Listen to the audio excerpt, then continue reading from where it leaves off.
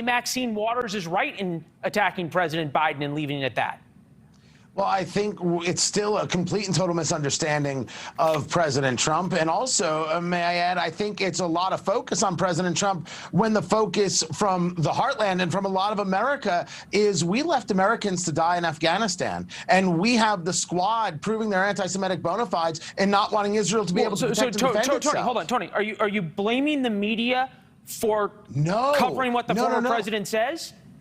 If we're talking about it in relationship to the idea of what the current president is doing is far worse, then yes, absolutely. But if we want to talk about why he's talking about George Bush, it's because George Bush endorsed Liz Cheney. Yes, Donald Trump's going to have something to say about that. A commentary about what happens in the book? Yes, Donald Trump is the guy who says, this is about me, this is not nice about me, I'm going to say something about it. But if you were to ask people on the ground on Midwest Main Street, this isn't the thing that they're talking about. They're talking about where inflation is, where the economy is, and where the southern border is, amongst many other real issues. And Donald Trump doesn't even come in the top 10 in those kinds of rankings. Fair, and you sometimes double as a media critic. I'm a journalist, so I make a lousy media critic. But let me go at it like this.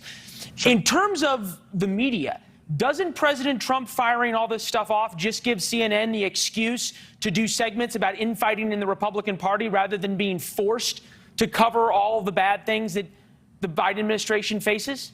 No, because CNN would do it anyway. We've seen that from CNN and MSNBC. They can't quit Trump. It's a very, very weird, strange fetish. Now, if you want to discuss the idea of whether or not, as Mitch McConnell, Senate Minority Leader, was discussing, that you shouldn't tie yourself to Donald Trump, I think that's a worthwhile conversation. We should take the lessons about how to fight from Donald Trump, but not necessarily engage idol worship of the former president. I don't have a problem with him, but I think that if you take the lessons and try and teach those out, you get a better opportunity. But to say that CNN and MSNBC are given this opportunity because of what Trump is doing, they've always made that opportunity for themselves, and they've proven it over the last 8 months.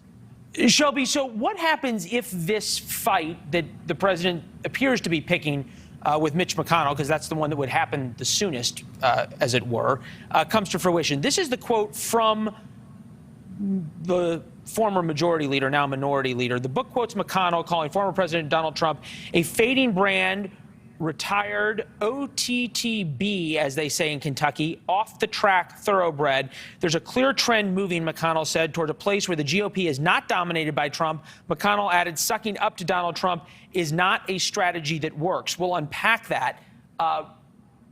If it's not going to be dominated by Donald Trump, who's going to dominate the GOP?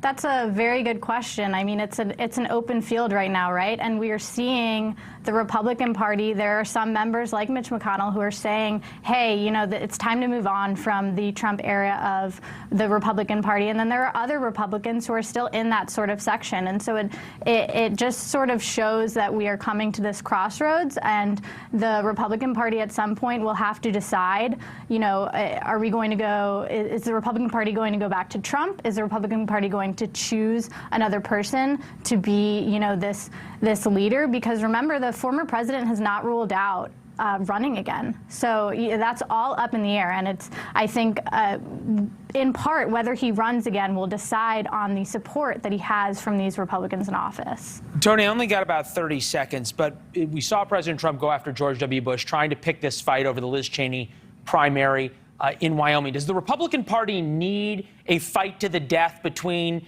the MAGA crowd and the establishment crowd in order to prepare for 2024? I don't think that's necessary, but the Republican Party still needs to remember how to fight. And Donald Trump is a guy who understands how to at least fight. If you say to me, he fights too many battles, well, that's a conversation. Okay. But being able to fight as opposed to taking hit after hit and doing nothing, that's not what the American people, that's not what Republicans, and that's not what conservatives really want. That day has passed. The idea of we're all principled in losing, you can be principled and win. You just have to fight.